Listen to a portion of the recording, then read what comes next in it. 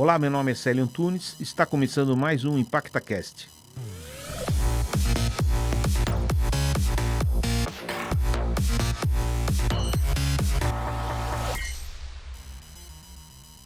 Sejam bem-vindos a mais um ImpactaCast. Hoje estamos recebendo aqui um grande amigo, empreendedor, pessoa de muita luta, muito sucesso, o Ernesto Habercorn, que é fundador de empresas e empreendedor, sempre incansável, né? Uma pessoa que está sempre lutando, crescendo, nunca desiste e é um exemplo aqui de pessoa, de ser humano e como pessoa empreendedora para o nosso Brasil aqui, que precisa muito de pessoas como ele, né? Bem-vindo, Ernesto. Muito obrigado pelo convite, aceito o convite. Uma amizade velha. Verdade. Eu, na verdade, tenho uma Impacta como uma influência muito forte na minha vida. Que realmente os cursos que eu fiz com vocês aqui é que me levaram a ser um programador, a começar a trabalhar com tecnologia, e aí montar minha empresa. E eu acho que esse ensinamento valeu muito e fez com que realmente os sistemas que eu fui desenvolvendo tivessem aí um sucesso bem grande. Que bom que a Impacta propiciou, ajudou, fico muito feliz. Com esses mais de 2 milhões de alunos já treinados, mais de 30 mil empresas que a Impacta treinou nesses 35 anos, né? Estamos fazendo aniversário, tem até uma caneca aqui de 35 anos, né? Aí tá pequenininho até, porque hoje em dia diz que o menos é mais, então a gente tá fazendo tudo pequenininho assim para ficar mais discreto, né? Não querer aparecer muito. Mas obrigado aí pela consideração, Ernesto. Bacana. Eu acho que todo mundo quer conhecer um pouco da tua vida, da tua história, né? Todo mundo se espelha muito em você como um exemplo.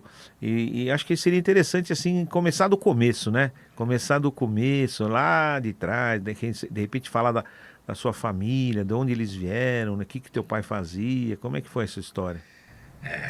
A vida tem momentos bons, ruins, muitas surpresas.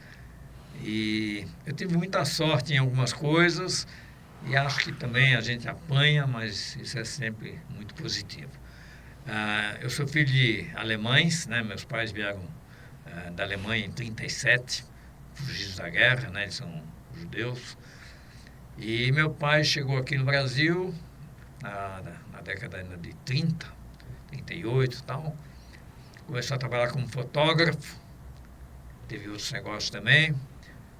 Aí eu nasci em 43, comecei em Indianópolis, né, que é um bairro hoje que até está bem legal. Depois eu fui lá para o Jardim Paulista, estudei no Teixeira Branco, depois no Dante. E, modéstias favas, fui sempre bom aluno, viu? Porque eu tinha uma empregada que não deixava eu entrar em casa no último dia do mês se eu não levasse medalha. No Teixeira Branco eles davam medalha, primeiro, segundo, terceiro lugar. Eu nunca levei uma medalha de primeiro, mas de segundo e terceiro eu levei várias. E aí eu fui estudei no Teixeira Branco, depois no Dante, colégio muito bom, fiz ginásio científico lá. E aí, na verdade, eu queria ser engenheiro. Só que eu tive uma professora de química que ela sabia fazer qualquer coisa, menos explicar como funciona a química. Então, quando terminei o científico, eu não tinha a mínima ideia de como é que era uma fórmula de química. E aí eu falei, não dá para mim tentar entrar numa numa faculdade de engenharia. E aí, estava na moda, como está até hoje, né? Então eu entrei na GV, em segundo lugar. Olha, que beleza. O primeiro não é seu forte, o segundo. Mas também nunca esperava, porque teve as provas, eu fui lá meio assim de galego, né? E fui falando, e tinha prova oral, prova escrita. E entrei na GV. E foram 4 anos muito interessantes, né? Às vezes eu falo que a gente só aprende lá o cúmulo do óbvio e do bom senso acolchoadamente embromado. Mas, na verdade, se aprende. Né? Se aprende gestão, se aprende a tratar negócios, se aprende a contabilidade, todos os processos de direito. Tive grandes professores. E me formei na GV. E aí falei, bom, vamos trabalhar. E aí, inicialmente eu tive um emprego na DECA, Uhum. onde realmente eu comecei a aprender gestão. E aí, quem foi meu chefe, assim, foi o Renato Repinetti e também o Olavo Setúbal, né, que o Banco Itaú já tinha comprado a DECA.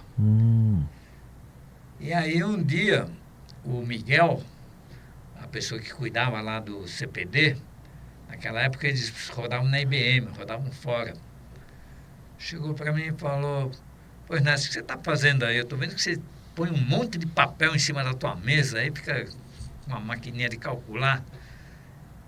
Eu estou calculando o custo de cada torneira, de cada sifão, de cada produto que a DECA produz.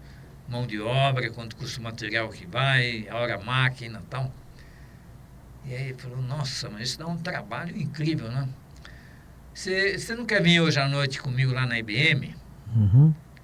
E aí eu fui lá, na Avenida Ipiranga, na IBM, e ele rodava lá o serviço. Ele levava lá os cartões perfurados e tal, botava lá no computador, e o computador começava a vomitar aqueles relatórios, né? A impressora na época, o papel até subia assim.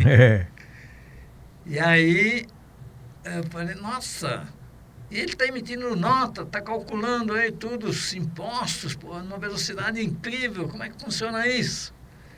E aí ele falou a palavrinha mágica, né? É o programa de computador. E aí, Célio, isso tem muito a ver com você, né? Porque eu peguei e falei: bom, como é que isso aí funciona, né? E comecei a estudar, a fazer curso, e a Impacta foi uma das escolas que eu frequentei bastante. E programação é uma coisa fantástica.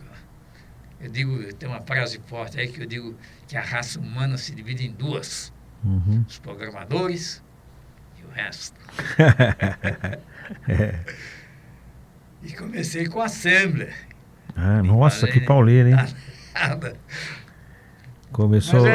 Mas você sabe, o Assembler tem só 7 comandos, né? É verdade. Ler, somar, dividir, multiplicar, subtrair, ler, gravar, quer dizer, ele recebe a informação e ele manda a informação para a gente, e o if, né? O if. Então, programação é um negócio que permite você desenvolver um trabalho, uma rotina, um mapa, um relatório, a partir de dados que você tem, fazendo uma contabilidade, uma nota fiscal, uma cobrança, um monte de coisa. E foi aí que eu comecei a trabalhar em empresas que realmente precisavam de programador. Então, depois da DECA, eu fui para a Metal Lab. E na Metal Lab, realmente, eu comecei no 1620, anterior ao 1401 da IBM, que tinha lá, a cartão. Aí eu comecei a programar bastante em Assembler. Tinha lá um Inácio, um chefe, que me ensinou todos os truques de programação. E, na verdade, foi aí que nasceu a ideia de fazer um sistema integrado, que depois virou SIGA, MicroSIGA, ou já TOTOS. Então, na Metal Lab, realmente, eu comecei a desenvolver sistemas assim. E aí, depois, eu fui trabalhar em 2 empresas que são realmente da área de TI. Então, primeiro eu fiquei uns 4, 5 anos na Honeywell Bull. A Bull é uma francesa, né, que tem uma força muito forte, principalmente na Europa. Fiquei 6 meses na França, fazendo estágio. E eu tomava conta do Bureau de Serviço na General Jardim, que fornecia... A gente processava serviços para terceiros, porque a estratégia da Bull foi a seguinte: eles pegavam empresas, principalmente francesas, que precisavam processar dados, a gente processava lá no Bureau, e com o tempo a empresa comprava uma máquina da Bull, que depois foi adquirida pela Honeywell, pelo menos foi uma parceria com a Honeywell Bull, virou a Honeywell Bull, cresceu para a Bull. Mas aí eu recebi um convite para ir trabalhar na ESC, ESC. A ESC é uma empresa que nasceu na Siemens. A Siemens começou a entrar também na área de TI, né? Ela era da área de telefonia. E aí criou lá na Consolação esquina com a Matias Aires, foi feito um escritório, um prédio que tem até hoje. E a Siemens começou a entrar na área de computação com muita força, muito investimento.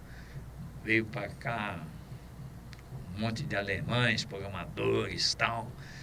E começou a vender principalmente para empresas alemãs, para Mercedes, para empresas de químicas, enfim, começou a ganhar Bayer, BASF, um mercado muito grande.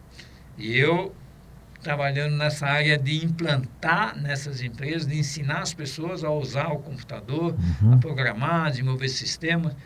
E aí o SIGA foi crescendo, aquela ideia de fazer um sistema integrado foi crescendo. Eu ajudava o pessoal a implantar. E foi indo. E você sabe que a Siemens encerrou as atividades de TI do dia para a noite. Eu fui com o Venkovsky. O Venkovsky era um cara famoso, conhecido, porque ele era da área de TI, formado no ITA e tal, num cliente. E 3 horas da tarde voltamos lá para o escritório, na Matias Aires. A telefonista falou: é para vocês subirem lá para o 6º andar, está tendo reunião. O Meubus, que era o diretor-geral, estava falando lá, dando umas notícias importantes. Sério, ele estava falando que a partir daquele dia a Siemens ia sair da área de TI, continuar só na área de telefonia, porque a IBM tinha ameaçado a Siemens que se eles entrassem na área de TI, eles iam entrar na área de telefonia também. Caramba, hein? E gozado que hoje é tudo, né? Tudo integrado. Hoje é computador e telefone. É verdade. Mas foi assim, a Siemens tinha já naquela época umas 15 máquinas no mercado. Na Henkel, na BASF, na Melhoramentos e tal. E aí ela não podia chegar simplesmente e falar assim, devolvam as máquinas, vocês estão sem computador. Então ela ficou ainda 8 anos mantendo essas máquinas que estavam no mercado. Mas demitiu todo mundo, tal, ficou só o pessoal de manutenção. E eu fiquei no olho da rua. E eu acho que se não fosse esse fato de eu, de um dia para a noite, ter ficado no olho da rua, mas já com pelo menos um produto na mão. Eu tinha um sistema.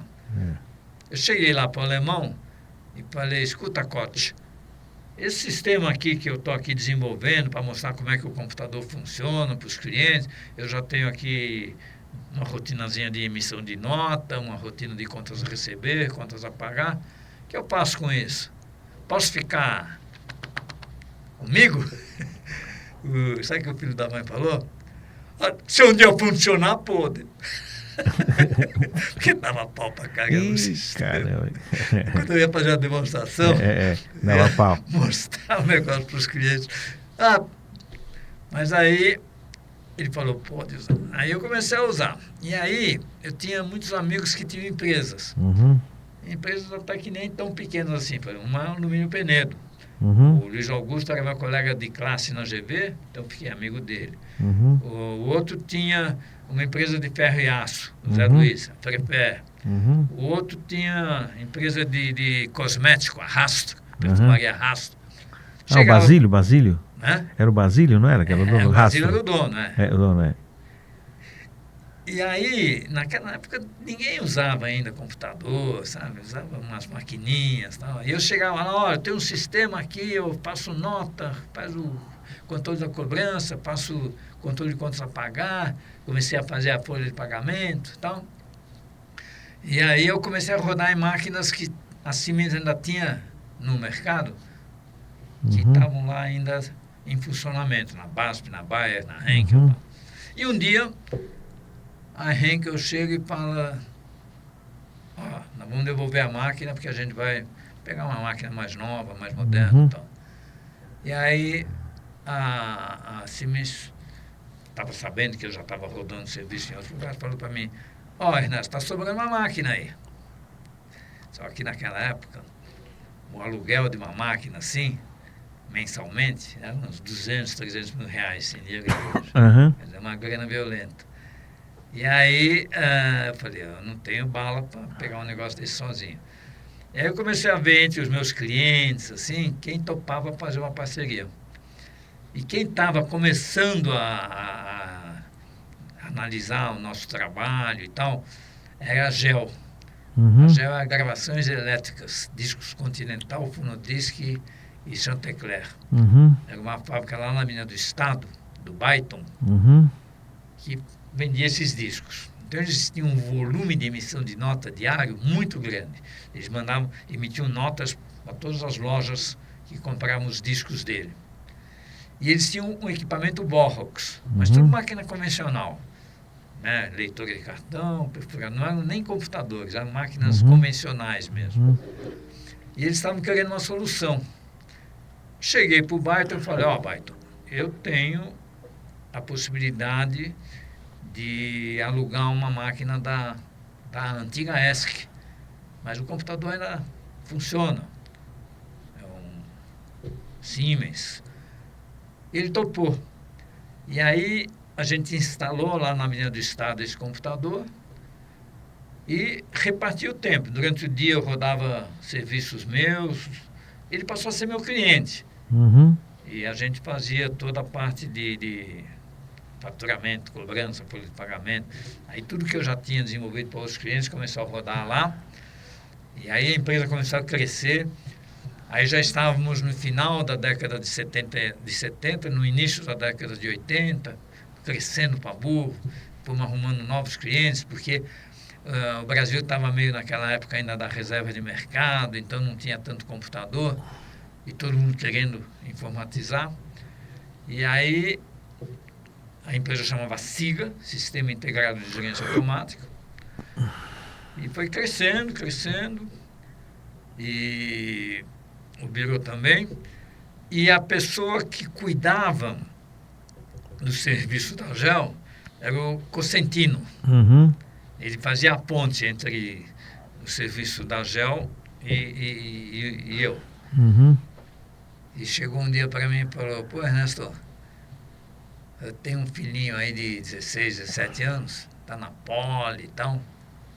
Ele está querendo aprender esse negócio de computação, a gente falava na época processamento de dados, né? Uhum. Você não quer dar um estágio para ele? Falei, manda. De graça, pode vir. E aí, o filhinho dele, Laércio Cosentino, começou a trabalhar comigo. Começou a trabalhar comigo, no começo lá, dei aí umas tarefas para ele organizar tudo, né? O serviço que chegava, nós tínhamos já umas 5, 6 máquinas de perfurar cartão, então eu tinha que perfurar os cartões com os dados, jogar depois lá no computador, rodar o serviço e entregar os relatórios para os clientes. Era assim que funcionava. E aí a gente rodava já, logo depois já estava rodando umas 24 horas por dia, fim de semana, mandando para. E aí a empresa realmente começou a crescer, né? E o sistema também foi crescendo. Isso já entramos na década de 80. E aí, outro fato curioso, começaram a surgir os microcomputadores. Uhum. E os microcomputadores, no começo, Célio, você até dava aula, né? Essas maquinetas, eles eram muito limitados, né? Eram umas maquininhas que... Para joguinho, mas era para joguinho, né? E pro Basic, né? Basic. Até que a IBM... Você lembra como é que era? A primeira máquina IBM, assim, foi exatamente em 83, que ela lançou lá... PC, né? Um PC, Lembro. já com teclado, com disco... Os slots, um né? HD bom, slots. E aí depois, inclusive, em 85, 86, já com servidor, né? Aí você tinha uma máquina, era o servidor, né? Era o servidor, e as outras todas eram terminais, mas tinha uma única base de dados, então você tinha assim um serviço muito mais prático, né? Porque Aí Novel, surgiu Novel. redes, Redes. tem a rede, todo mundo acessando aquele micro central e o micro exigiu que a gente reprogramasse todo o sistema, né? O sistema estava todo em Assembler, que é uma linguagem eficiente. Eu programei bem rápido, eu chegava a fazer 3, 4 programas por dia, usando rotinas que a gente desenvolvia, né? Até. E o micro da IBM começou com uma linguagem aberta, que foi o DBase. DBase. A Impacto até chegou Tinha curso, Tinha curso. Então o DBase foi uma linguagem bem interessante, porque ela era fácil, né? Os comandos eram simples, acessavam uma base de dados também bem forte, dava para você fazer bastante armazenamento de dados. Tinha um detalhe que o DBase ele era aberto. Você escrevia os programas e o teu cliente que ia passar a usar, porque aí também a mudança do Bureau de Serviço para a microinformática foi forte no sentido que aquela responsabilidade de você rodar o serviço, e aí você depende de energia elétrica, você depende do teu funcionário rodar o serviço, começou a passar para o meu cliente. Desenvolvia o software, mas quem rodava o serviço era o cliente. Então isso ficou muito melhor, porque aí é o cliente lá que tem que se virar para rodar, você não depende mais da máquina e tudo. Então o sistema foi crescendo, a gente foi desenvolvendo. Esse fato de estar em DBase fez com que os clientes escrevessem rotinas próprias. Então cada cliente tinha a sua biblioteca de programas, e aí quando tinha uma mudança na lei, a gente tinha que mudar em todos os clientes, mas os programas não eram mais iguais. Então esse foi um período também bem interessante no final da década de 80. E aí no final da década de 80 veio o Clipper. E aí o Clipper já era compilado, então o cliente não podia mexer no programa, quer dizer, eu mandava para ele o programa objeto, então ele rodava lá, mas pelo menos qualquer mudança que tinha que ser feita, eu que tinha que fazer, via parâmetro, fazia uma rotina específica para um cliente, mas pelo menos eu tinha o domínio, né, de todos os programas.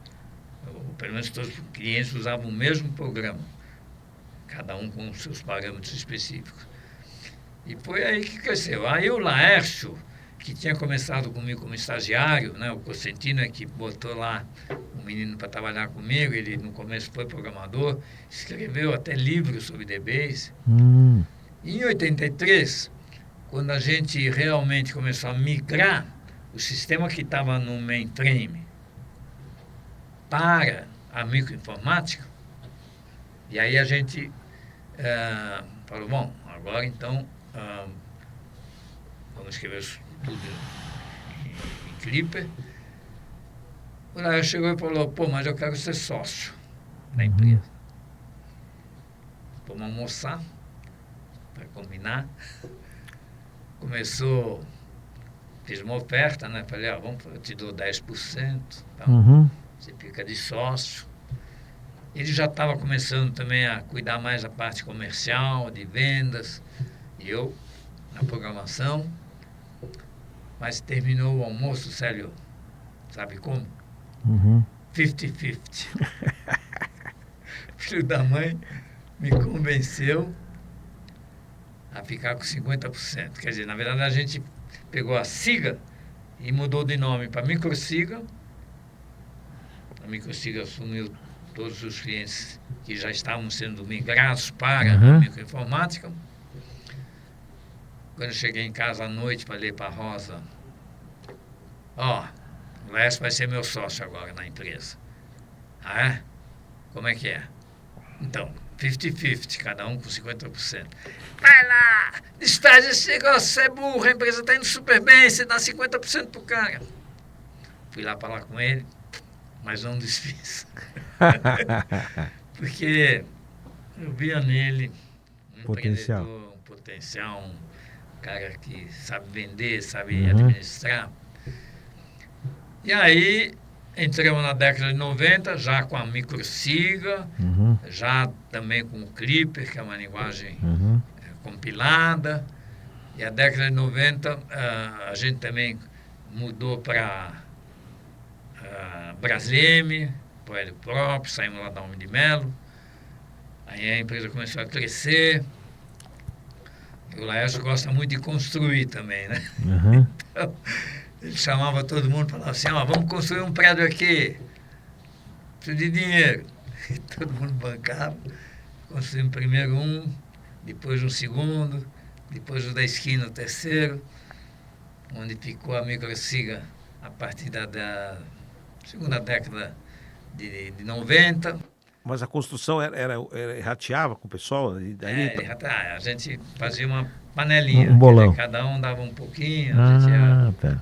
eu e o Laércio davam a maior parte, né, Aham, porque a tá. empresa que bancava, na verdade, o negócio. Então a empresa também começou a ter uma estrutura maior.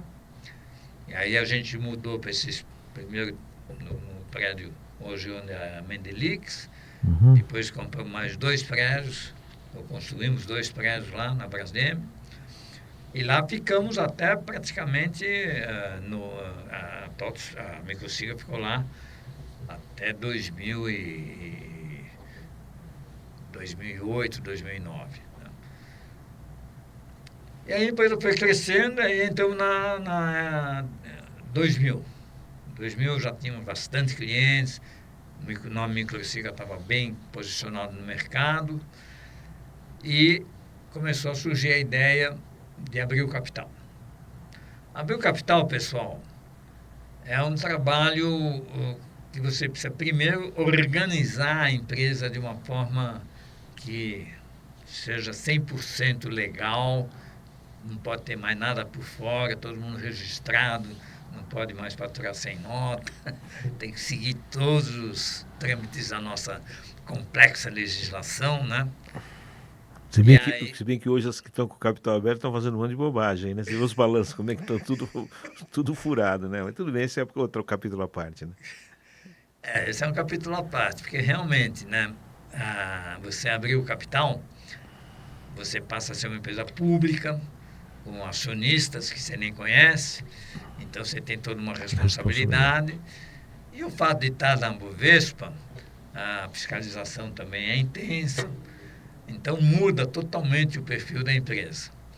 Mas ela consegue recurso, né? Porque precisou de dinheiro, vai lá na Bolsa, emite mais ações, se ela tiver uma situação boa, vende facilmente essas ações, você é diluído, mas recebe um capital que te permite fazer novos investimentos.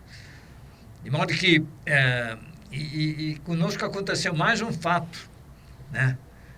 Que exatamente quando a gente já estava para abrir o capital, mais ou menos em 2001, 2002, veio lá um negócio do 11 de setembro. E aquilo parou totalmente a economia, né? Quer dizer, o negócio lá nos Estados Unidos e tal, mas o mundo todo ficou abalado, os negócios todos deram uma parada e tal. Mas, por outro lado, foi bom também, porque se a gente abrisse o capital em 2001, 2002, quando a gente tinha previsto, provavelmente a gente ia fazer uma abertura não tão forte, porque ainda o nosso faturamento estava naquele limite mínimo para você abrir o capital. Então, a gente aproveitou, pegamos reestruturamos toda a parte de colaboradores e tal, e aí a gente já começou também a ir lá para o prédio novo e tal. Então a empresa cresceu em tamanho e a concorrência naquela época também não era tão forte como é hoje, tinha poucas. E na verdade, o que aconteceu foi o seguinte, no final da década de 96, 97, o governo abriu o mercado para as empresas estrangeiras. Então entrou no Brasil a SAP, a BAN, a Oracle e mais uma outra empresa que era ligada, inclusive, a Oracle depois comprou. Essas empresas entraram para arrebentar. Quer dizer, teve uma vez que nós estávamos numa Penasoft e eu estava lá no stand e aí veio um alemão da SAP. Eu falo alemão, né? Eu tinha ido no stand dele, ele falou, eu vou lá no teu stand também. E aí o alemão chegou para mim e falou assim, Ernesto, não se preocupa, nós só vamos ficar com as 10% das maiores empresas do Brasil. Eu falei, tá bom, a gente fica com as menores, né? Mas a verdade é a seguinte, elas vieram para realmente dominar totalmente o mercado. E a gente, na época, já estava com essa ideia de abrir o capital. Só que para abrir o capital você precisa ter volume. E aí aconteceu um fato que eu, nas minhas palestras, tenho falado o seguinte, olha, é um exemplo que eu não tenho visto muito acontecer em outros segmentos, no sentido de que a indústria brasileira, né, a empresa brasileira, ela sofre, porque tem uma concorrência estrangeira tremenda, são empresas enormes que vêm aqui com capital. Você mesmo, né, Sérgio? Você tem a Impacta. Uhum. De vez em quando chega aí uma empresa estrangeira para fazer um trabalho semelhante, de treinar pessoas, de ensinar.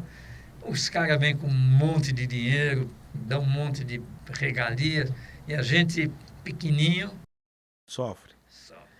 Mas às vezes é uma aventura passageira, né? Muitos às vezes vêm, fazem um carnaval e saem voando do mesmo jeito que entraram, sai do mercado. Tá Mas cheio de muitas exemplos. vezes também Fica vão lá e atrapalhando. matam Ou matam muita empresa. gente também, é verdade. E eu diria que se a gente não tivesse tomado uma atitude, quer dizer, a gente estava naquela perspectiva de abrir o capital. Mas, bom, não é fácil, cheguei cedo. E a gente fez uma coisa que eu sempre falo, outros segmentos de indústrias brasileiras deviam seguir, que foi fusão de pequenas empresas brasileiras. Uhum. Então, na época, a primeira delas foi a Logocenter. A Logocenter teve a vantagem de que o dono lá já estava um pouco a fim de dar uma solução na empresa dele e tal. Então, ele realmente fez a parceria conosco e ficou Logocenter e Microsiga. Aí, a gente teve o 11 de setembro, o que atrasou a abertura do capital. E aí o Laércio começou a fazer um trabalho com outras empresas também. A gente foi se juntando. E aí, um pouco antes de abrir o capital, a RM do De Rodrigo Minas, né? Belo Horizonte. topou também se juntar ao grupo. E a RM é curioso que eu conhecia muito o Rodrigo. Uhum. Essa é uma história que eu não gosto muito de contar, mas vou contar. Teve um dia que eu fui num cliente vender um microsiga. Estava lá vendendo microsiga e quando eu vejo, tem uma outra pessoa lá também oferecendo, e principalmente a folha de pagamento. Eu perguntei, quem é aquele cara lá? Aí a pessoa da empresa me falou, é que nós estamos, a folha, nós vamos fazer com a RM. Aí eu falei, pô, mas por que você não faz com o original? Porque a WK, ela tinha um sistema de folha. E essa história é bonita também. O Rodrigo, o pai dele tinha uma empresa. E começou a usar o sistema da WK.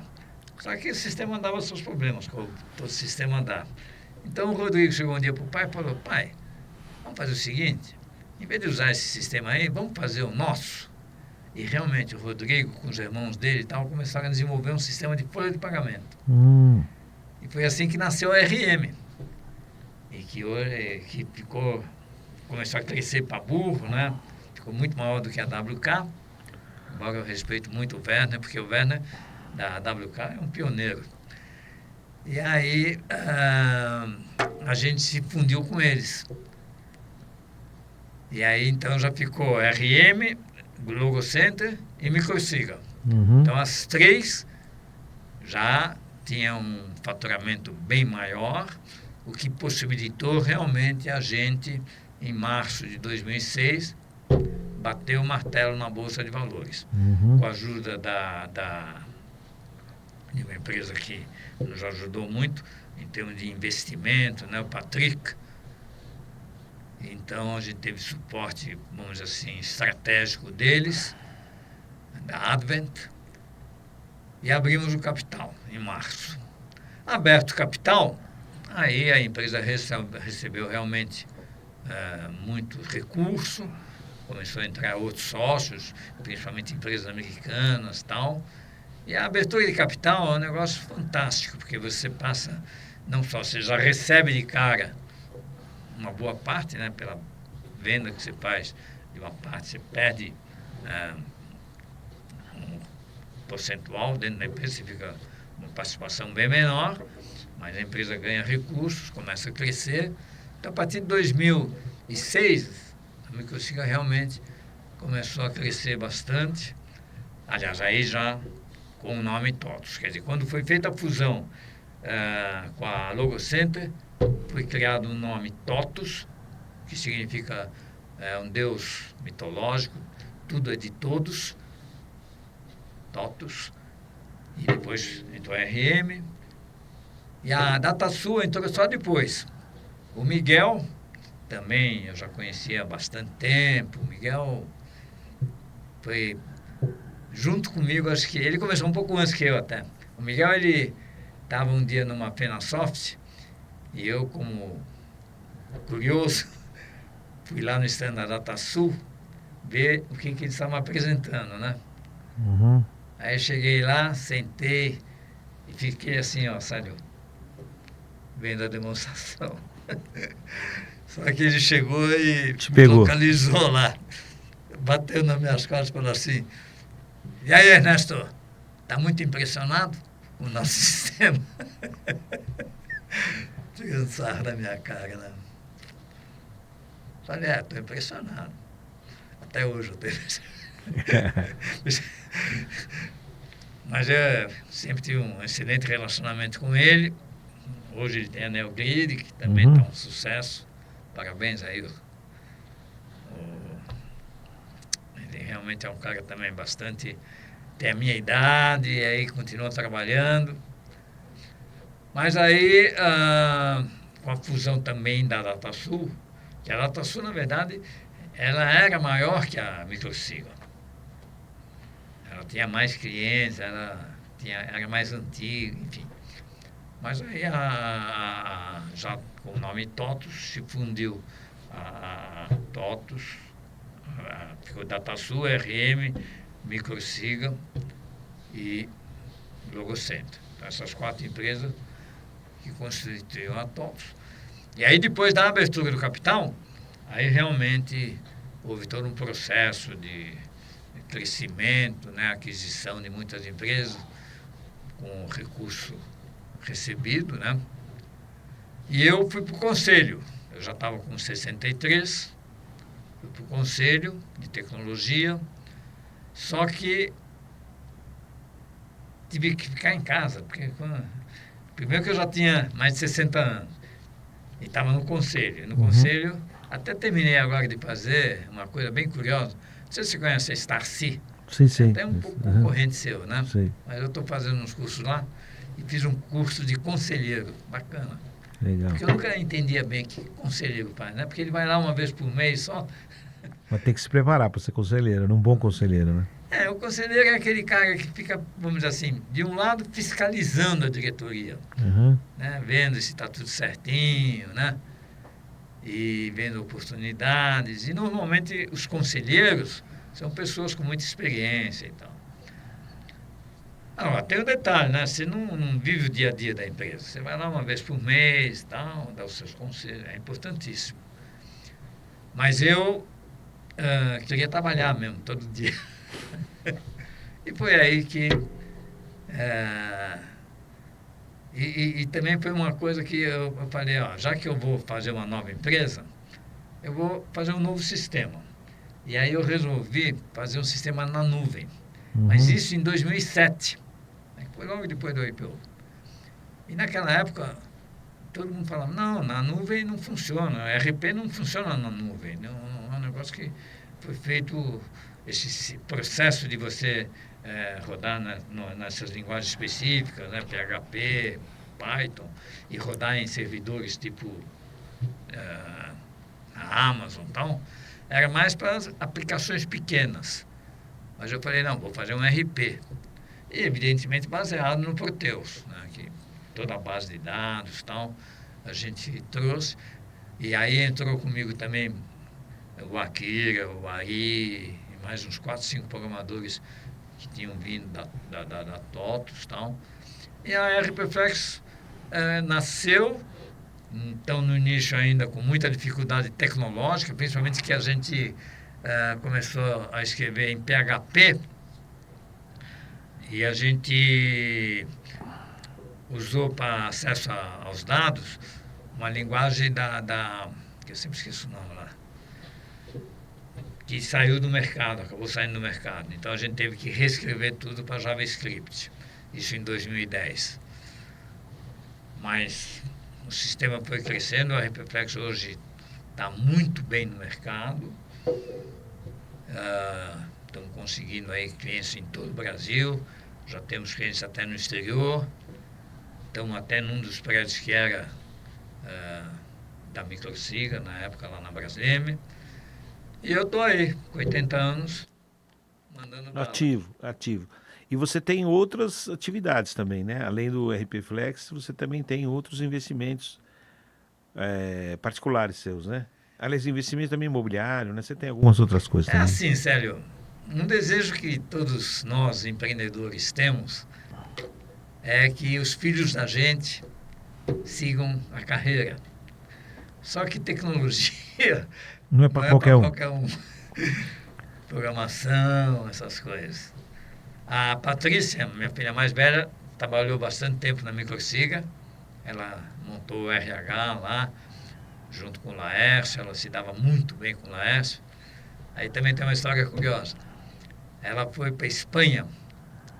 Chegou uma hora lá, ela chegou para lá e falou, eu quero passar um tempo na Europa, tá? Para estudar, né? Todo jovem tem esse desejo. Ela estava com uns 20 e poucos anos. E ficou lá, mas se entusiasmou tanto que falou, quero morar na Espanha. Aí eu falei, mas como é isso? Você está trabalhando na Microsiga, pô? Ela tirou uma licença. Ela falou, vou montar uma filial lá. Chegou lá, chegou para o Laércio e falou, Lécio, eu vou montar uma filial da Microsiga lá na Espanha. Só que não deu certo. Mas ela foi para a Espanha. Ficou lá mais alguns anos, e aí ela saiu da Microsiga. E aí quando ela voltou, aí ela casou, tudo. Eu tenho 3 filhos, né? Uhum. E aí a Pátria, em 2006, com o recurso que veio da abertura de capital, e eu também que gosto muito de esporte, eu sempre fui muito dedicado nessa parte esportiva, fazer campeonato. Uhum. Aí eu criei até uma empresa chamada Netas, que até hoje está junto aí com o Fábio, com a Tarsila, Natureza, Educação, Trabalho, Amor e Saúde. É uma empresa que foca nessa parte de jovens, de educação, de trabalho, tem os 10 princípios do Netas e tal. E a gente pegou e fez, começou a fazer atividades físicas para todo mundo. E aí eu comprei um hotel, quer dizer, comprei uma fazenda, na verdade, lá em Ibiúna. Aí eu dei o nome sugestivo de Spaventura. Uhum. Quer dizer, é um hotel que eu queria, e como é hoje, fazer muita atividade esportiva. Então lá nós temos um baita poliesportivo, campo de futebol, temos lago para fazer caiaques, campo de futebol, cavalos. Meu pai gostava muito de cavalos, me levava para montar, mas eu também montei muito, mas abandonei. E aí tem uma hípica lá, perto da Gabercó. E aí o hotel realmente começou a crescer. Aí construímos chalés E hoje mudou até agora de nome, né? Agora está Hotel Fazenda Morros Verdes, porque o nome Spaventura lembrava assim, o pessoal falava, não, eu não gosto de spa. E não é um spa, é na verdade um hotel onde a gente faz muita atividade ligada à saúde, tem lá as suas massagistas que fazem massagem, tem também uma sauna, mas o forte mesmo é a Mata Atlântica que tem, e os chalés, e é perto de São Paulo, em Ibiúna. Aí o Alex, que é o meu filho, também resolveu comprar um hotel em Ubatuba, já que ele é mais da área de surf. Então ele surfava lá em Ubatuba. E aí ele resolveu comprar lá também uma área. E aí ele fez o Banana Bambu, que é um hotel também lá. Muito bom. Em Ubatumirim, que é uma praia. A Elaine, que é a minha segunda esposa. A história da Elaine também é bem curiosa. Ela trabalhava na Microsiga e tinha uma janela que dava para a minha sala. Isso ainda lá na Brasília, no prédio onde eu estou hoje, inclusive.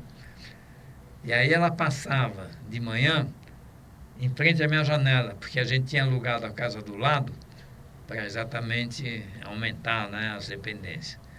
E ela era funcionária, ela trabalhava no suporte. E ela parava em frente à minha janela e ficava lá se penteando. Eu falava, pô, essa menina está me paquerando.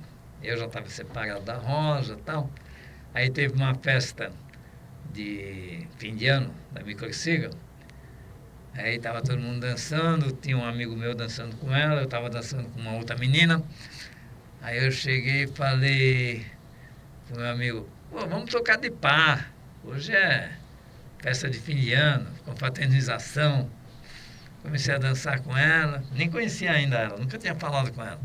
Aí falei, e aí, Elaine, tudo bem? Eu já saquei. Todo dia que você passa lá para ir para a tua sala, você para na minha janela lá e fica se penteando lá, me olhando, né? Ela falou assim, como assim? Eu nem sei onde você senta. Uhum. Era o espelhado? Aí espelhada, espelhado. na janela. E ela ficava se penteando e eu achando que ela estava olhando para mim. E ela estava só se penteando. Essas histórias, sério, falando nisso, eu agora fiz no meu site, ernestobercon.com.br, quando eu fiz 80 anos, eu coloquei, eu contatei um desenhista, o Humberto, e ele vai desenhando enquanto você conta a história. Então eu contei 23 histórias e ele documentou através dos desenhos. E no site ernestobercon.com.br você entra lá em Ernesto 80 anos e você tem acesso a essas 23 histórias. Olha, que legal. São bem bacanas. Porque na verdade são 21 histórias e 2 musiquinhas. O Ernesto nos convidou e o Pai Nosso que de cada dia sobre a microsiga. O pão nosso de cada dia não dai hoje. Perdoai os nossos usuários, assim como nós perdoamos os nossos programadores. Algo assim. Então é isso. Hoje eu estou aí com a Elaine, super feliz. Murilo, também. Vamos ver aí se ele entra também na área de tecnologia. E vivendo a vida, sério. A vida é curta, né? Temos que viver.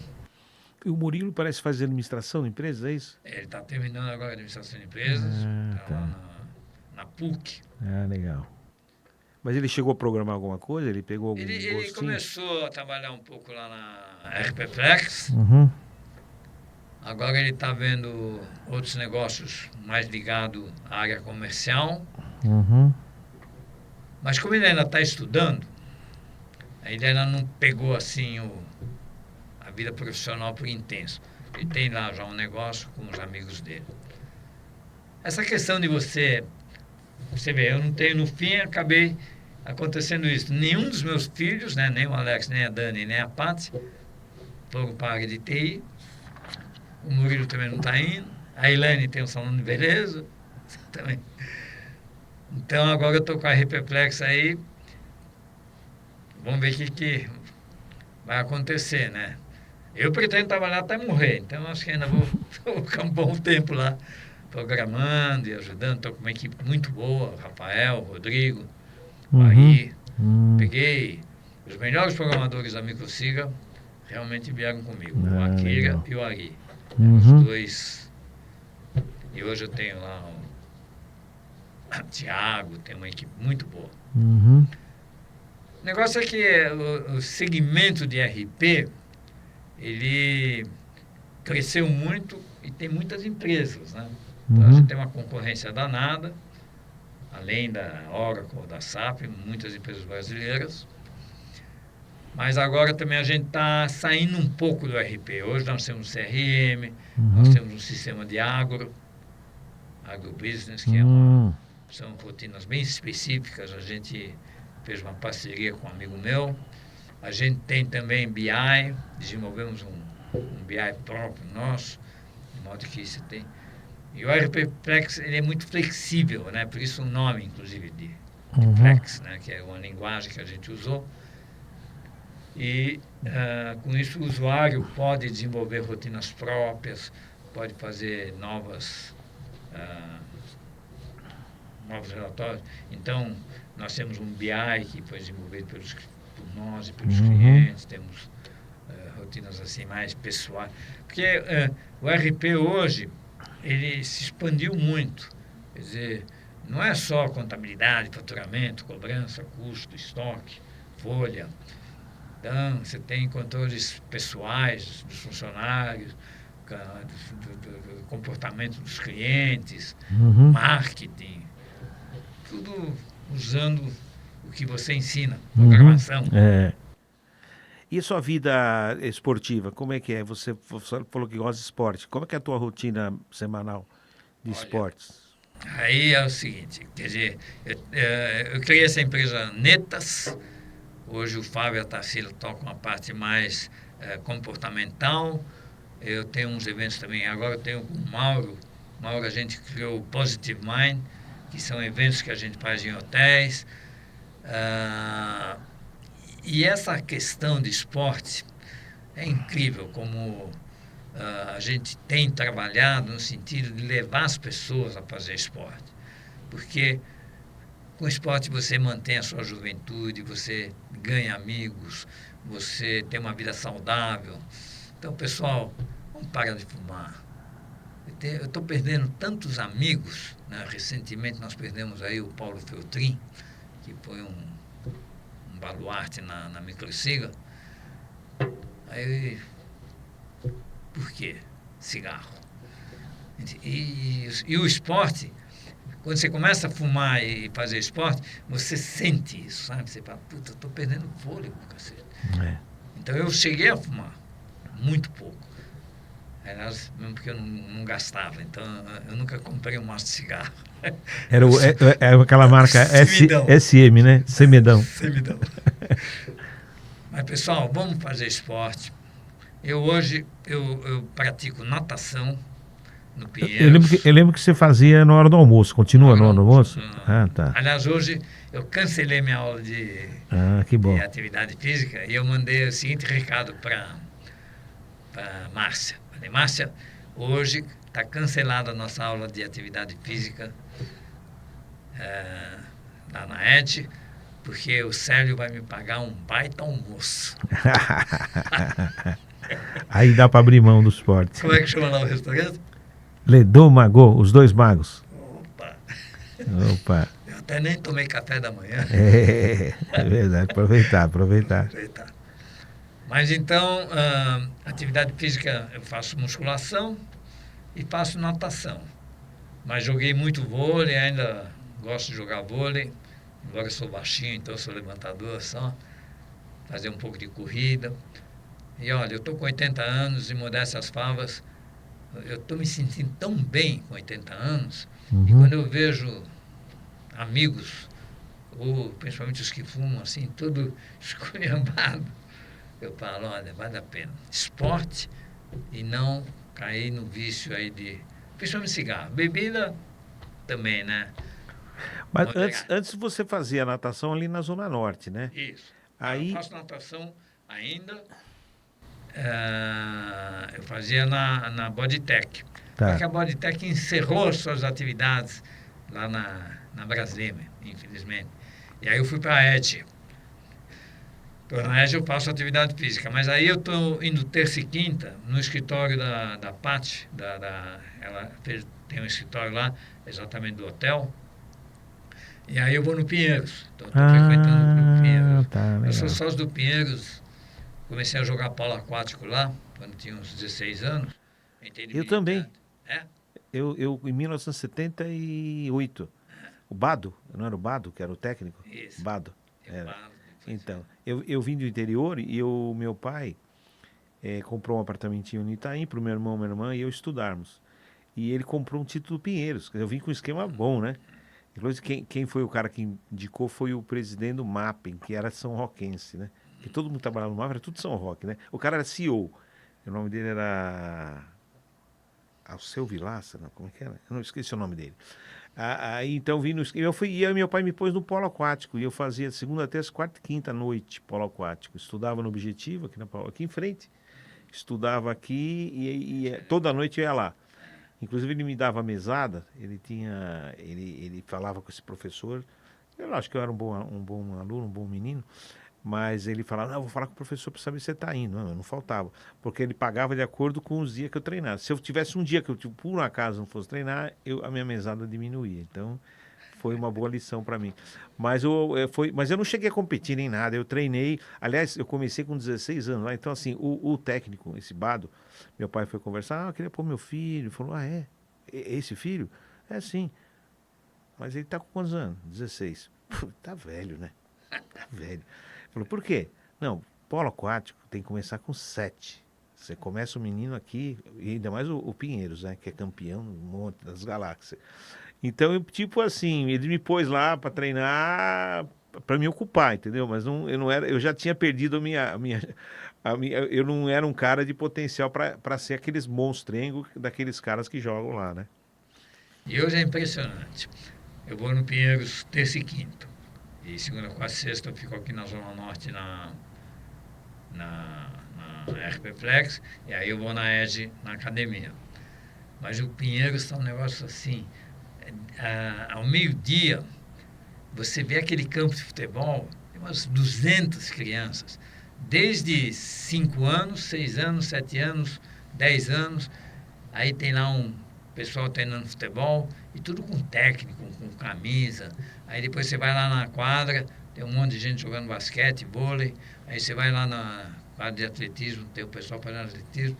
Então, os clubes, né, tanto paulistano como Pinheiros, como Hebraica, eles estão investindo muito nisso, inclusive militantes. Uhum. Então, eles competem e com isso você vai criando, né, uma juventude saudável. E como você Você falou, continua sócio paulistano também? não. Ah, não. Ah, você só fez um evento lá que você fez. Ah, Eu fiz entendi, o entendi. meu Eu achei que você aniversário, continuou. o meu Mas você foi do 80 anos. paulistano, né? Fui. Eu era sócio do paulistano de frequentar todos os dias. A gente tinha lá uma turma chamada Vikings, os Conquistadores.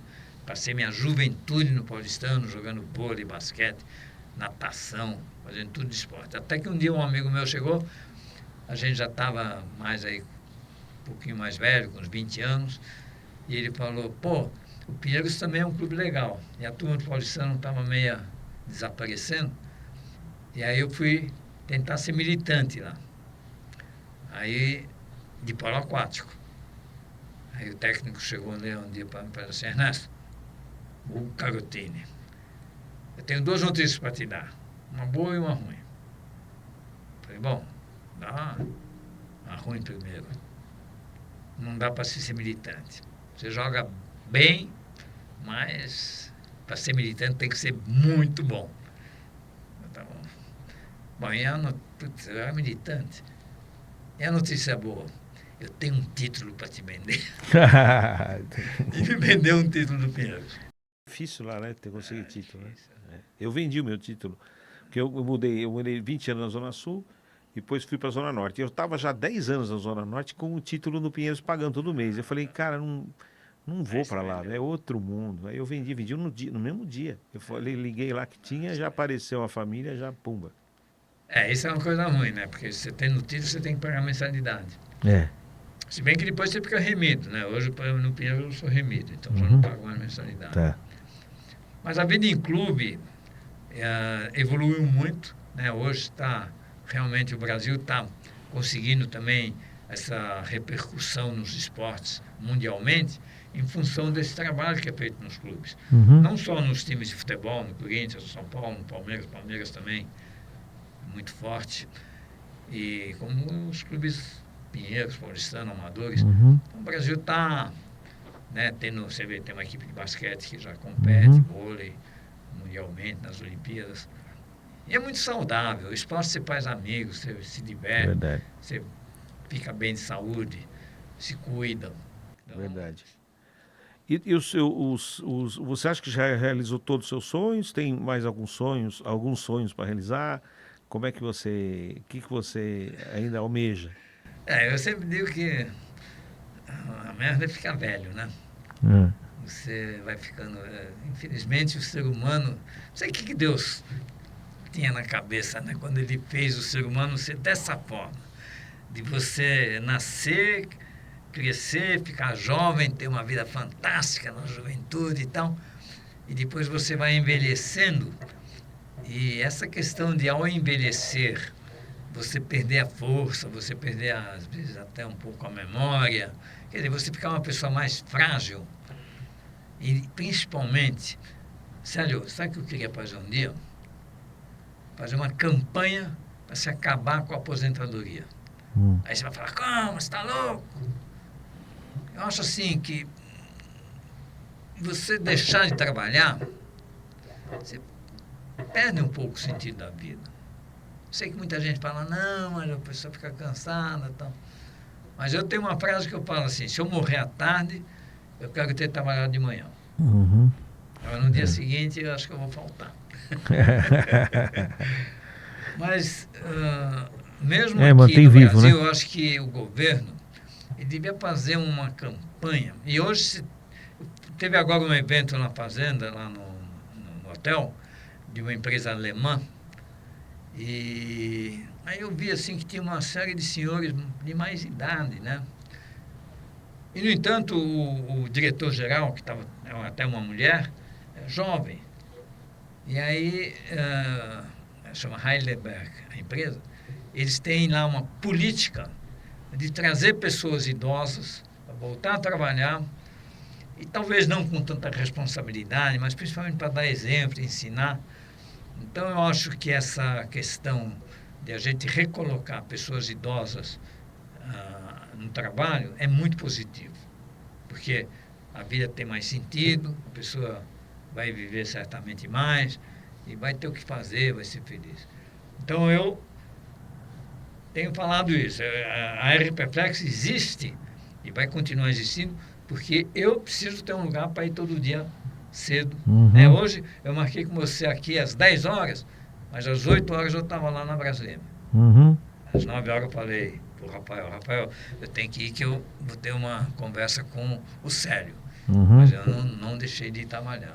Que legal, isso é muito bom. Né? Isso me dá... Não sei se eu vou aguentar até o dia que eu ficar doente, sei lá. Mas vamos... E para quem está te ouvindo aqui e está começando a vida, que conselho você dá para a pessoa? O que você orienta para ela não cometer erros que muitas pessoas cometem? Hoje você vê uma juventude ansiosa, querendo pular daqui para lá, não termina nada, não faz nada e está sonhando muito rápido. Até a própria tecnologia deixou elas muito aceleradas.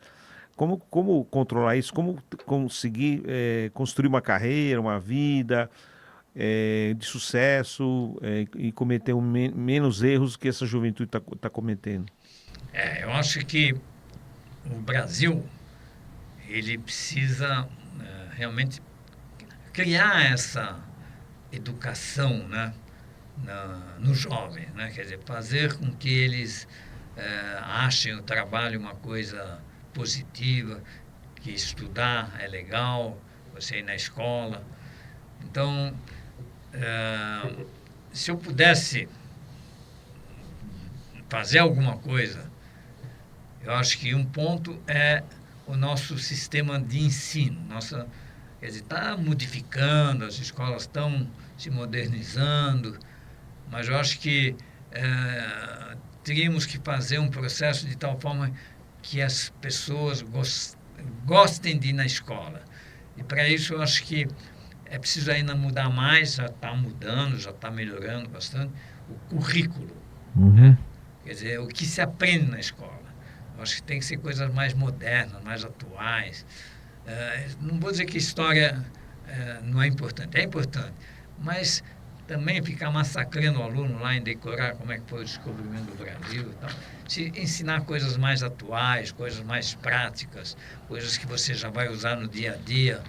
Então, o sistema educacional brasileiro teria que se modernizar de uma forma geral. Essa questão da aposentadoria também, eu acho que deixar a pessoa trabalhar mais tempo. Uhum. E fazer com que o trabalho seja uma coisa agradável, né? Quer dizer, começar a colocar a filosofia de que trabalhar é bom, estudar é bom, e o governo, de alguma forma, incentivar isso. E está se conseguindo, de alguma forma, né, todo esse progresso. O Brasil tem um problema que é o clima.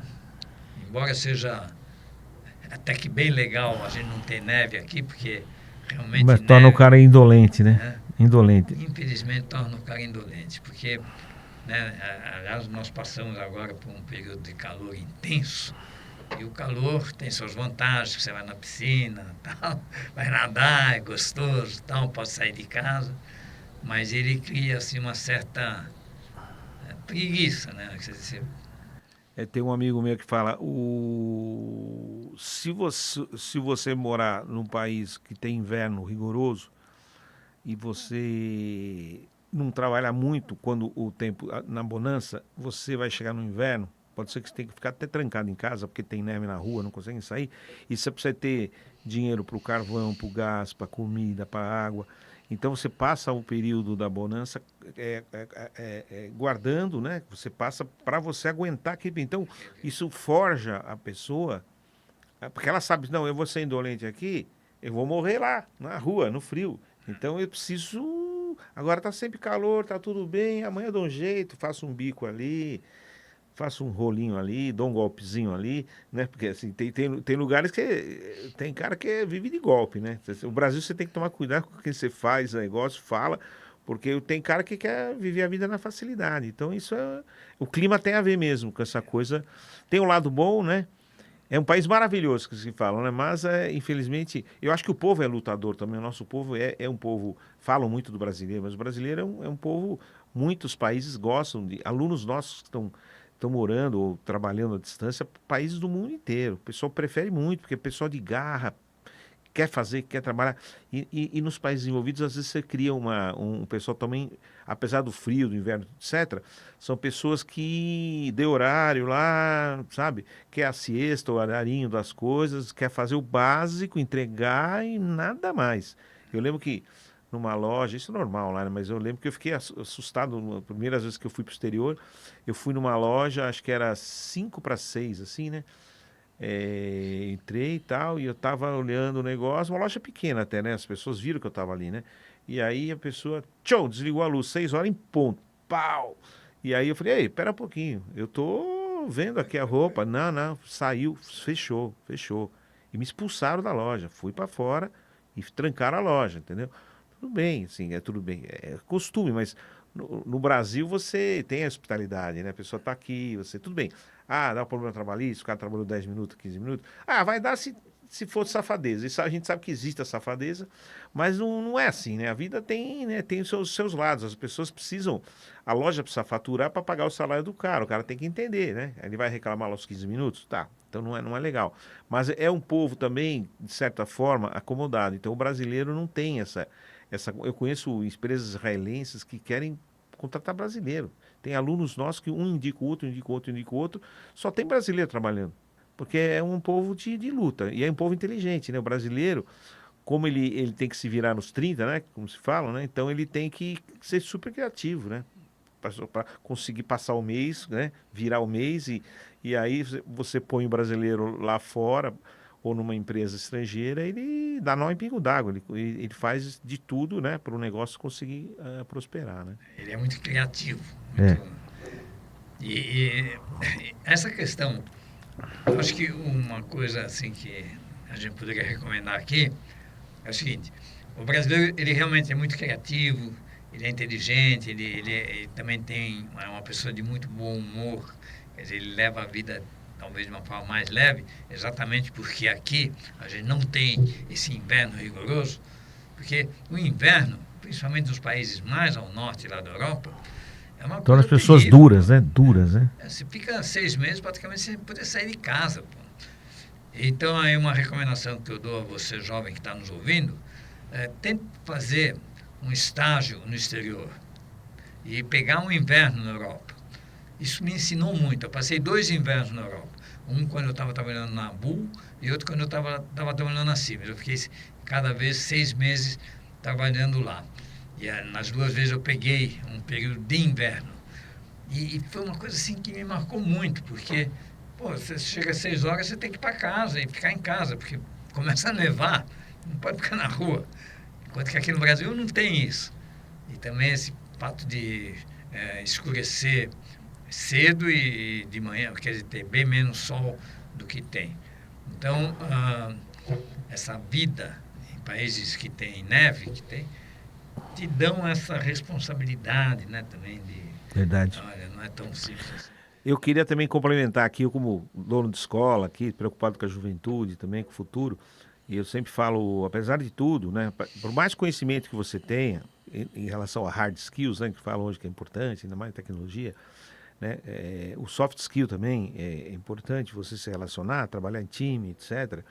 Mas, sobretudo, eu dou uma orientação que eu acho que é muito boa, ajudou muita gente já, que eu faço uma analogia com um edifício. Então, você vai fazer um prédio, você tem que escavar ali as estacas e encontrar a rocha e grudar o prédio na rocha. Então, esse processo, toda essa construção da base, né, é como a sua carreira, você tem uma base, né? Depois que a base está pronta e firmona lá na rocha, você vai subir os andares. E o subir andar é o mais fácil que tem. Você vai passar numa avenida, você vê um andar, no outro dia, na semana, nossa, mais um andar, mais um andar. Aí sua carreira vai, o andar, o prédio vai embora. Porque a fundação foi bem feita. O que é a fundação da carreira? É você, principalmente no começo da sua vida, tome esse cuidado. Você se dedique ao que você está fazendo e vai até o fim, entrega. Eu falo para meus alunos, ó, o ideal é você ficar de 5 a 7 anos num projeto bem feito, termina, faça várias coisas. E você fez a fundação, de repente você já está pronto para subir, seja nessa empresa ou outra empresa que for, qualquer uma, você já mostrou que você entrega, você é um cara de dedicação, comprometimento. Porque eu tenho visto muito jovem que fica 6 meses aqui, um ano acolá, não fez nada, não entregou nada.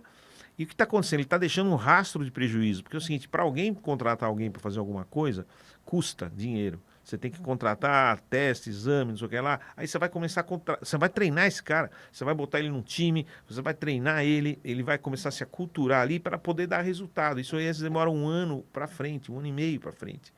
Aí ele pede a conta com um ano, porque ganhou mais 500 milão aí. Você está destruindo a sua fundação, o seu prédio vai ruir, entendeu? Você não vai crescer.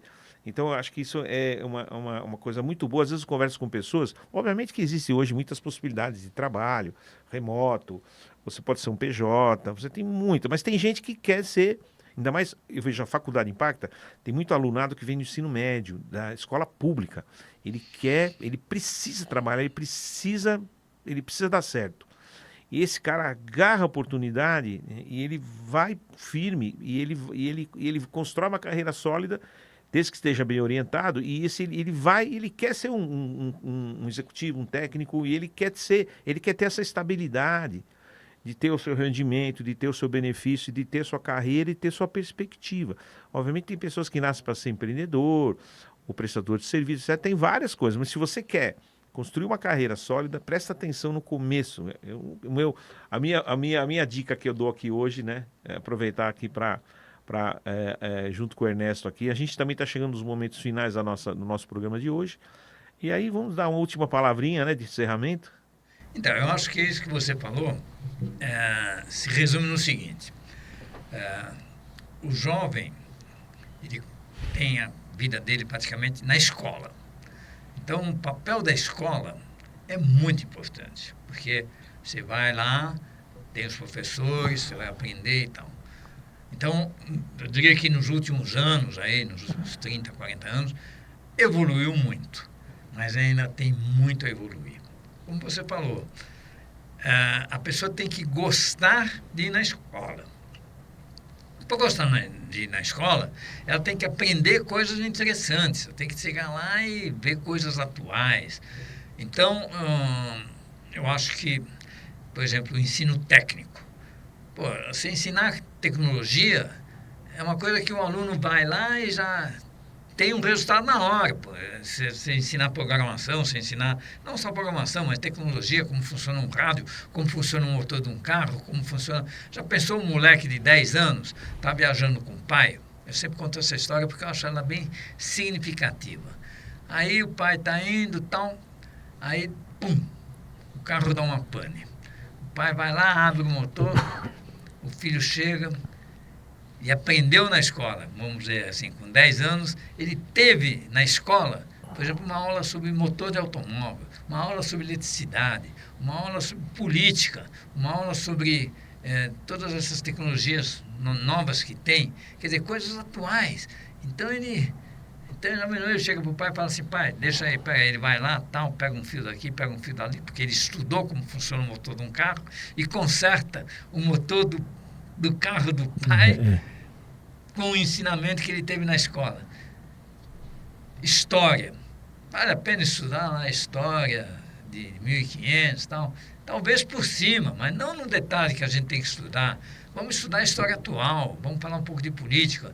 Na escola, por exemplo, isso aí eu discutia muito. O pessoal fala, não dá para discutir política na escola, porque aí tem esquerda, direita, essas coisas. Não importa, vamos discutir, é uma coisa atual. Aí você chega lá, o moleque de 10, 15 anos, ele vai chegar em casa e vai ter condições de conversar e de entender o jornal, entender o que está se falando na televisão, no noticiário. Então, eu acho que a base de um país como o nosso, Brasil, é mudar, e já está mudando, estou dizendo que não está evoluindo muito, mas ainda pode evoluir mais, processo de ensino. Ensinar coisas atuais, coisas modernas, coisas que o aluno vai chegar em casa, vai discutir, política. Não pode ensinar política na escola. Porra, não pode ensinar o que o Lula está fazendo, ou o que o Bolsonaro fez? Por que não? Porque é esquerda e direita. E daí? São dois processos, são dois métodos de governo. Então, se você ensinar isso de uma forma equilibrada, não tem mal nenhum. Não é por causa disso que o cara vai virar comunista ou não. Ele não vai ficar pior. Ele vai entender. Aí vai tomar a decisão que é a mais adequada que ele achar. Agora, com todas essas ferramentas hoje disponíveis, né, YouTube, Exato. rede social, streaming de tudo quanto é assunto, você aprende o interessado hoje. Eu tenho visto uma juventude muito interessada que busca informação, busca conhecimento, e hoje hoje tá uma beleza, né? Antigamente, para você tinha que procurar alguém especialista, hoje se você põe no YouTube lá, tem tudo. Você acha... Mas ainda precisa motivar também, né? Sim, precisa buscar. Porque hoje, na verdade, tem até um excesso de informação na internet, né? Hoje, qualquer coisa, você está mexendo com equipamentozinho lá, até sei lá, aí você vai lá, um radinho, você está mexendo, aí você vai no YouTube, põe lá o modelo, como consertar o radinho tal, você põe, aí o cara já conserta, você faz e... Nossa, o mundo hoje, para quem quer, e essa juventude tem que aprender isso, tem que aprender a buscar informação, porque hoje... aliás, dentro do ambiente empresarial, ele tem que necessariamente buscar inovação, buscar coisas que às vezes a escola nem está dando, né? Ou nem vai dar, né? Ele nem sabe que precisa dar. E aí esse jovem com proatividade vai conseguir buscar isso e vai... E hoje, né, com esse negócio do celular, que realmente é uma coisa fantástica, e aí eu tenho meus netos, né, que estão nessa faixa aí sei lá, de 10 a 20 anos, e realmente o celular é a vida deles. Então, a gente precisa orientar. E aí um recado. Pessoal, o celular é uma coisa fantástica. Então, você tem lá desde historinhas, piadinhas, coisas que o pessoal gosta de ficar vendo e tal, mas que não leva a nada, até você tem lá o YouTube, você tem o Google, você tem aulas fantásticas, você tem o Ernesto Responde, você tem os programas do Célio. Então, use o celular de forma bem abrangente. Não só ficar lá namorando, ou brincando, ou vendo piadinha e tal. Mas assista também às aulas de cultura que tem lá. Eu diria principalmente o YouTube, mas tem outras, né? Sim, sim. Agora tem Muita vários coisa. canais lá que realmente dão um ensinamento muito grande. E aí você vai se habituando, vai assistindo, vai aprendendo. E é assim que você vai se interessando pelas coisas mais importantes que a vida tem. Ernesto, eu vou, para encerrar, eu vou te presentear com uma caneca 35 anos aqui da Impacta. Deixa eu ver se já tem uma pronta aqui. Opa, tem uma prontinha aqui. Eu vou te presentear aqui, essa caneca nossa comemorativa, 35 anos de Impacta, aqui com muita alegria aqui. Faça bom proveito, deixa na sua mesa lá, para sempre lembrar da Impacta. A Impacta, realmente, eu falo, olha, programação, tecnologia, se quiser aprender de uma forma gostosa, de uma forma prática, objetiva, Impacta. Valeu, Ernesto. Obrigado pela tua presença aqui. Falou. Foi um grande prazer estar com um amigão aqui. Acho que a nossa amizade já está há uns 30 anos, será? Já vai fazer. Tá faz tempo já, né? Desde a época que a gente tava lá embaixo tentando conseguir montar alguma coisa, né? Conseguimos fazer coisas boas, né? Isso que é importante, né? Eu numa área de educação, você na área da tecnologia, que tem tudo a ver. Realmente, a Impacta, em termos de educação, a praticidade e a qualidade dos cursos aí, realmente, só Maravilha. posso recomendar. Muito obrigado, Ernesto. E eu agradecer a presença de vocês aqui, que acompanharam essa maravilhosa entrevista de hoje com o Ernesto Rabercor, e aguardo vocês no próximo ImpactaCast. Muito obrigado.